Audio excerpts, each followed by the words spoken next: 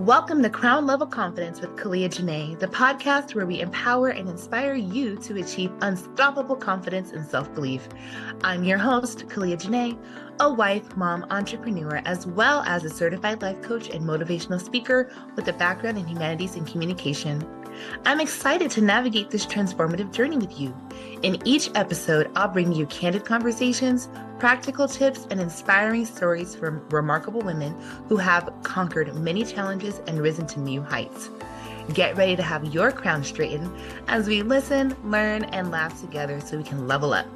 Let's dive in.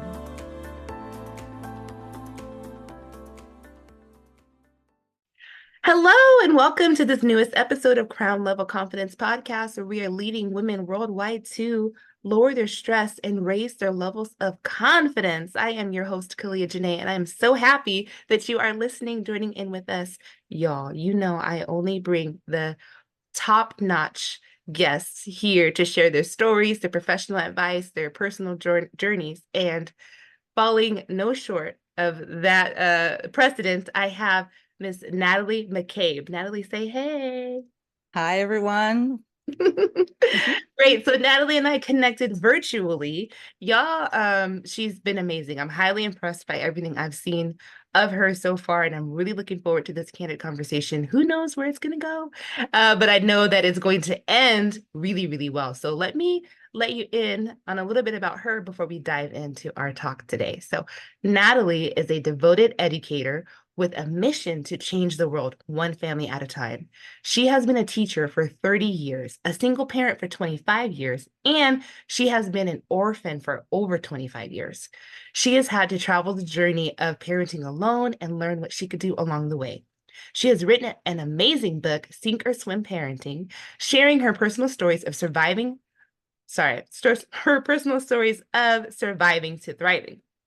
The book also includes a wide variety of practical strategies to use in all aspects of parenting, from toddlers to teens.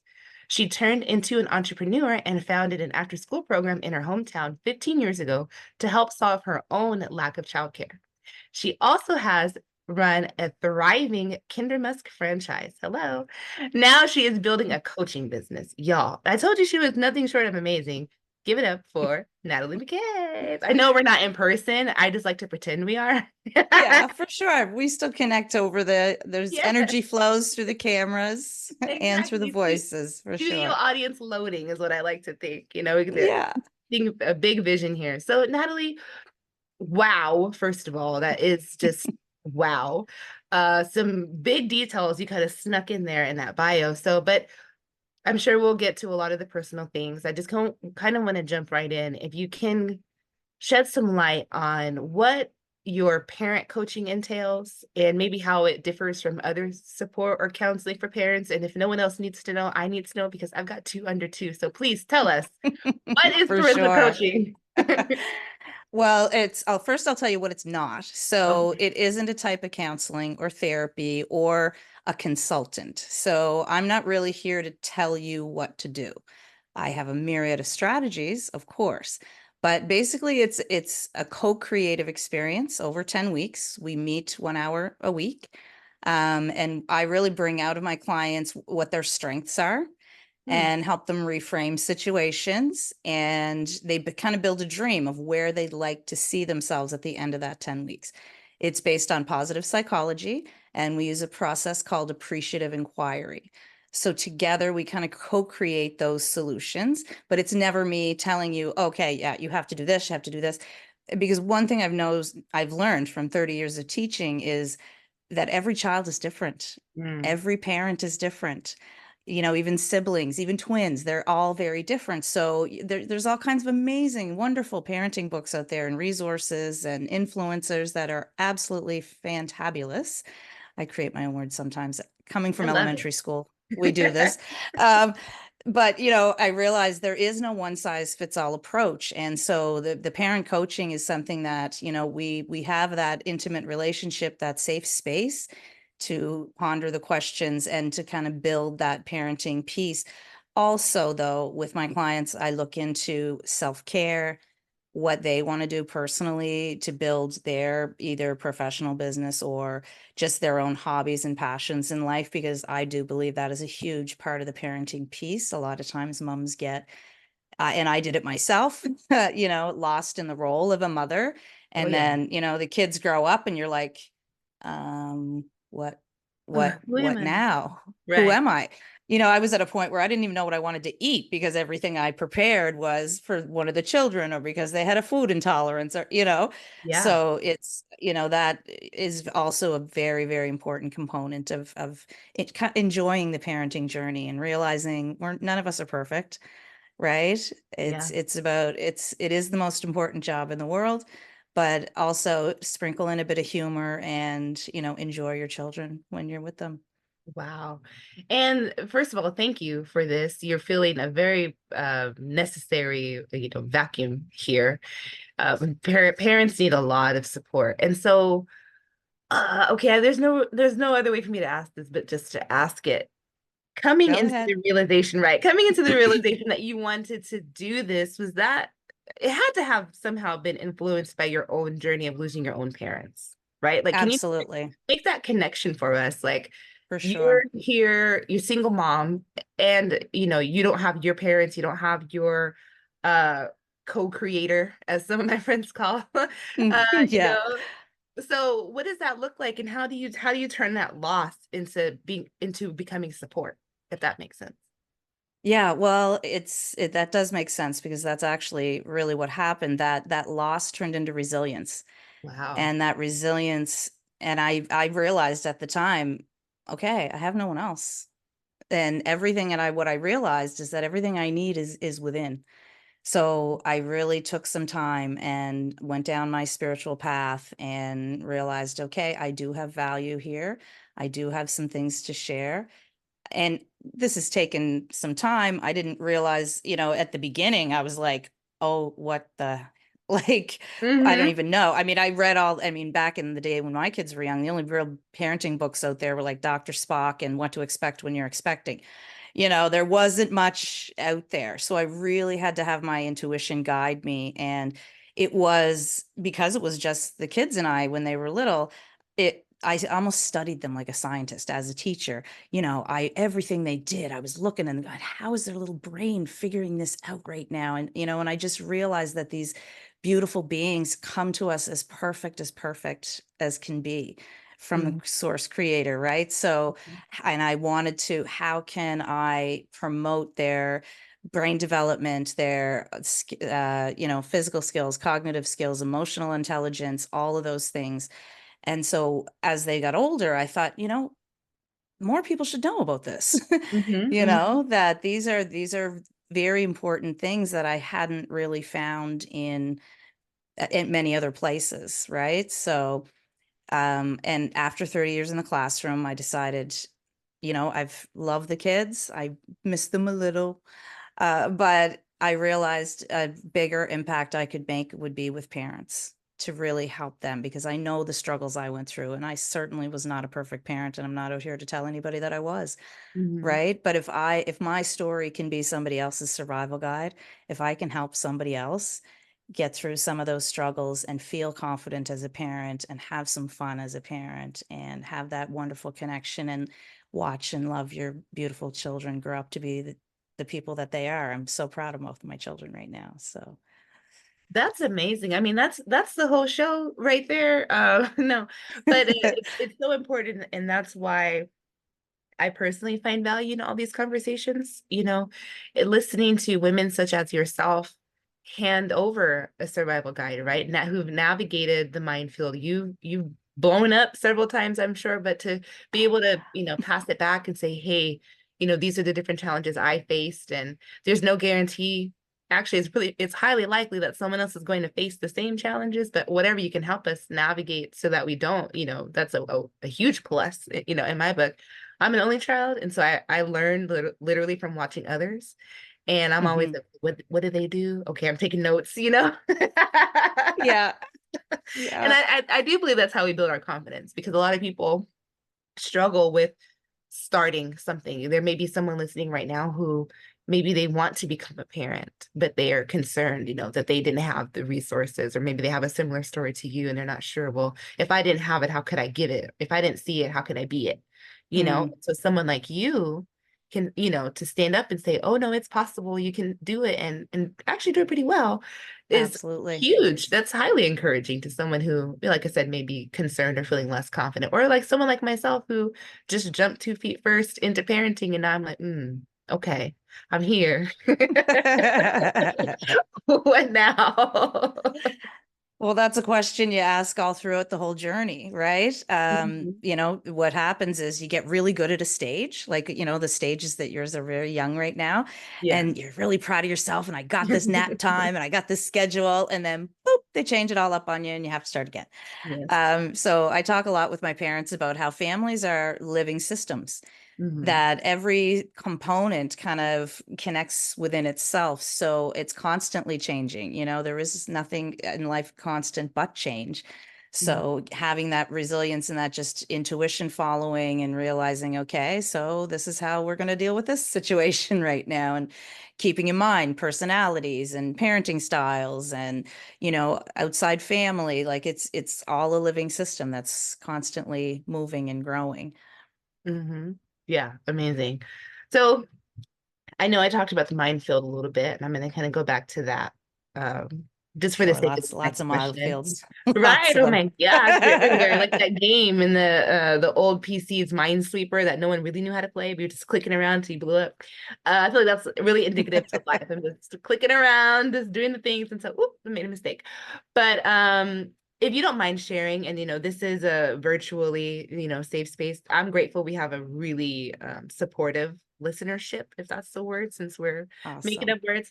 But if you feel comfortable to the extent that you do, what were some of the, I would say, biggest challenges you faced as a single parent, just in general, right? Like, of course, Yeah. you're educator, you've got all these different things going on, and I'm sure that just amplifies every other problem. So clearly tell us maybe your biggest challenge, but then, kind of like the Oreo method, put the cherry on top with how you overcame it, Yeah. right? Because again, not to label you or to overemphasize, but you didn't have your parents. Like my mom is No. visiting me here right now. And so my kids, they just decided to act up and she went right on upstairs to go help them. So I can't Hmm. literally cannot even imagine. And she's visiting, right? But still, you never even had that option. So No. just dive No. in. Just let us know. Yeah, for sure. So many challenges. First, not having my parents was a huge one. Just not anybody to even call at 2 o'clock in the morning, and when you're losing yourself, Hmm. baby screaming, crying. And financially, it was difficult to get my feet under myself. Finding adequate childcare, Hmm. was also a challenge at times. Well, that's why I started my after school program, because I didn't have any childcare, because I also didn't have extended family either. Right. So it was times of really deep loneliness, that it was difficult I just tried to find the joy in my children and try to take some time, for myself after they went to bed, as I'm cleaning the house and doing the dishes. And the overwhelmment of it, I was in survival mode for many years. It Hmm. was just from one thing to the next thing to the next thing. I lost myself. I didn't know who Natalie was. It was, Hmm. I'm every moment of every day was completely jammed. I didn't even have anybody that could say, oh, when you're on your way home, can you stop and pick up a liter of milk? Right? Like simple Yeah. things like that people kind of take for granted, that, oh, I'll get my, spouse or boyfriend to pick up. No, that wasn't a thing, right? I Right. had to, so it turned me into like super planner.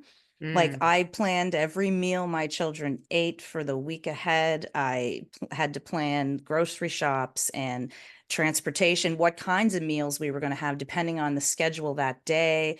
Because I was big on home cooked food for my kids. Like we didn't have a lot of cash to eat out. So, Sure. and they had intolerances of certain foods. Hmm. So that made 15 years ago, my children were not able to eat wheat, corn, potato, cow's milk, and sugar. Wow. So 15 years ago, the grocery store looked like a new planet. Like I'm in there like, what am I going to feed these kids? Right. But that was super, super important to me. So that also, took of my time. It was the time crunch that was the biggest, even worse than the financial piece. And so lost myself for a number of years. The cherry on that was finding the childcare, creating my own after school program that Mhm. started with 20 children, including my own. Funny story about the first day. My daughter was in primary and very strong personality like myself. And it was her first day and she wanted to get the bus home from school. And I had to say to her, well, no, honey, you're going to come with mom and we're going to go to this room, this playroom I had all set up. I was so excited. And she lost her ever loving mind. It was probably the worst tantrum I had seen in her entire life. I'm talking Mhm. kicking, Oh my screaming, gosh. wailing, right? So literally, here's me. I had to pick her up like a football. Yeah, yeah. I've And been there. she's still kicking and screaming. And then I'm going around to all the other little primary kids that are coming to my program that day. Come Wanna hang with out? me. Let's and I have this kicking, screaming football under my arm, sweat rolling down my face. And I'm Oh going, no. come with me. Right. So by the grace of God, when I got down to the program, I just put my daughter down in front of the staff. I said, you guys deal with her and I'll deal with the rest of them. Right. So it became a very supportive environment. It started out with just a few friends and staff, and it's now grown to 75 families with a huge waiting list, Wow. because it's a premier program in my small town.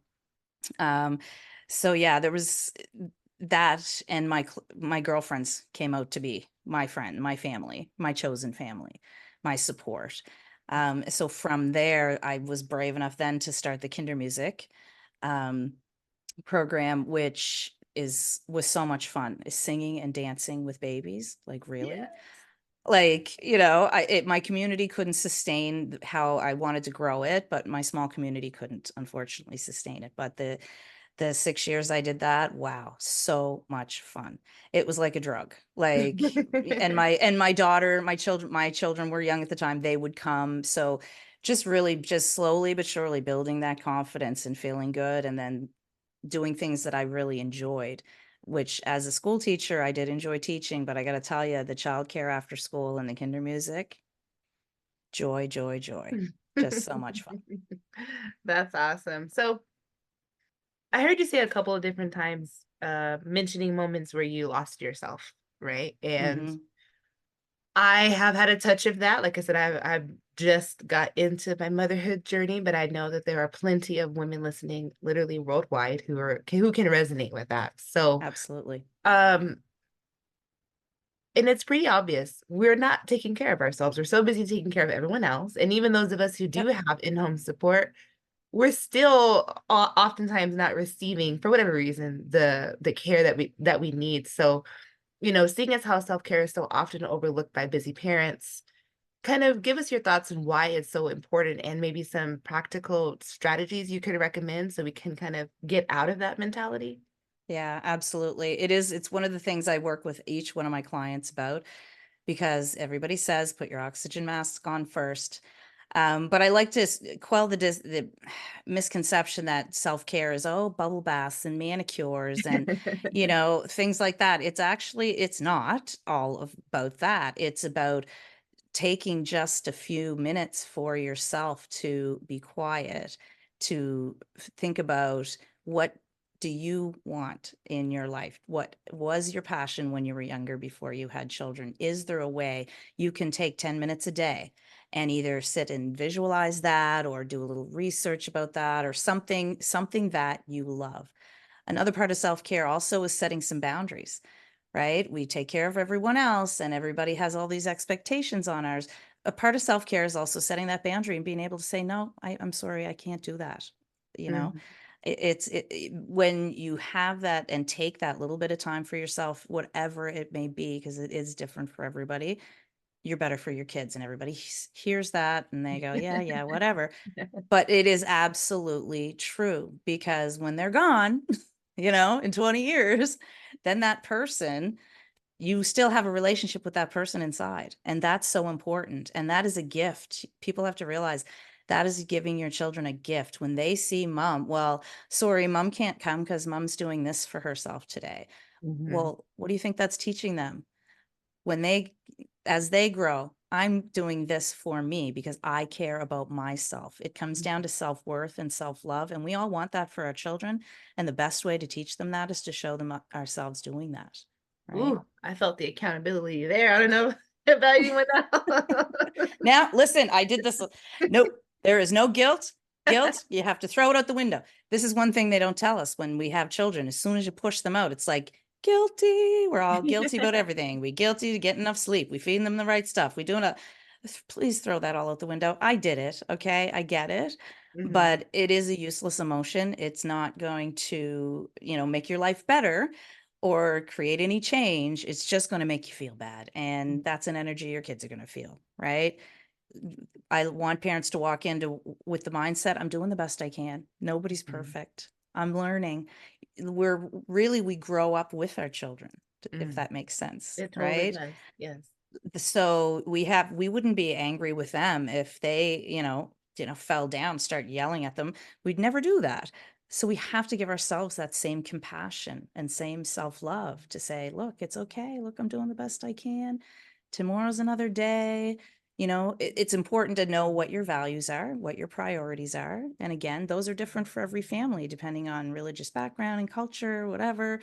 I just want parents to be very self-aware of, here's what my priorities are as a parent. Here's what I value. And in my coaching, I help them reach those goals, right?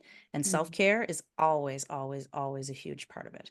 I'm hoping within the next probably 6 months, I'm going to start some group coaching that is based only on self-care. All right. Just meet every week, self-care, that's it. Obviously, if we can't not talk about kids because I love kids and we'll talk about that too. But Sure. it's kind of an epidemic, and too many people I think it's about bubble baths, you know. Right.